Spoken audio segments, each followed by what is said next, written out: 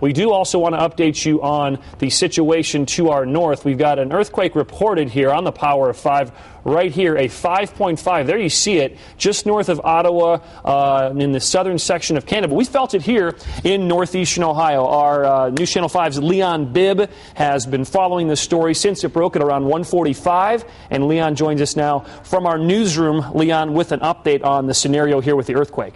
Thank you, Jason. Let me tell you what we have right now, ladies and gentlemen. We are told that this quake, as Jason may have said, struck just north of Ottawa, Ontario, Canada. It is registered 5.5. We've received dozens and dozens of calls from throughout the greater Cleveland area, really from throughout the region, of people saying that they felt the quake, they felt a movement going on.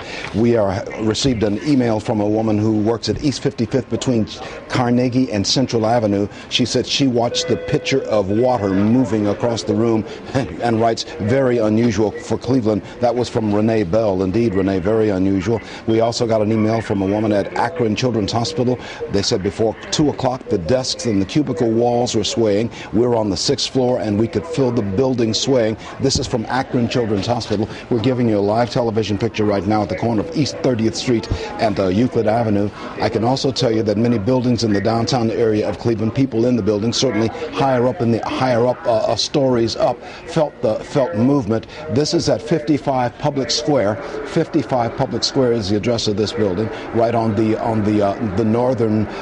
northwest quadrant of Public Square. You can see many people came out of that building. They felt something, and so they came out. Somebody emailed us this picture. We've got on the telephone right now, I've got Ellen Lancaster. She works at St. Vincent Charity Medical Center. That's at East 22nd and Central Avenue. Ellen, are you there on the telephone? Ellen Lancaster, are you on the phone? We'll try and make a connection to Ellen Lancaster. She just called us from St. Vincent Charity Medical Center. Ellen Lancaster, are you on the phone? Ellen Lancaster? Yes, I am. Ellen, what do you do at St. Vincent Charity Hospital? I'm a speech-language pathologist. A pathologist? What did you feel, and when did you feel it? It was about 10 till 2, and I felt the swaying of the building literally under my feet as I was sitting at my desk. And I walked out into the hallway, and the movement was still happening at that time, and there was movement of artifacts that are on our walls. How many stories up are you in the medical center there at St. Vincent Charity? On the 5th floor. The 5th floor.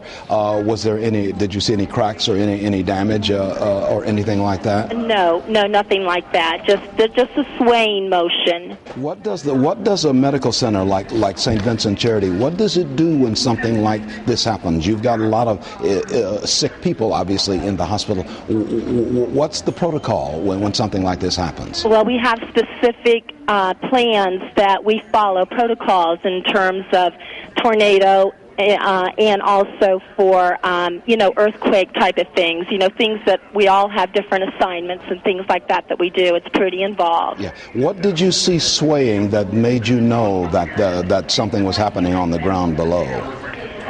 Because the building of this size moving that strongly, it had to be something other than construction work. You could feel it yourself through the soles of your own feet? Most definitely. Okay.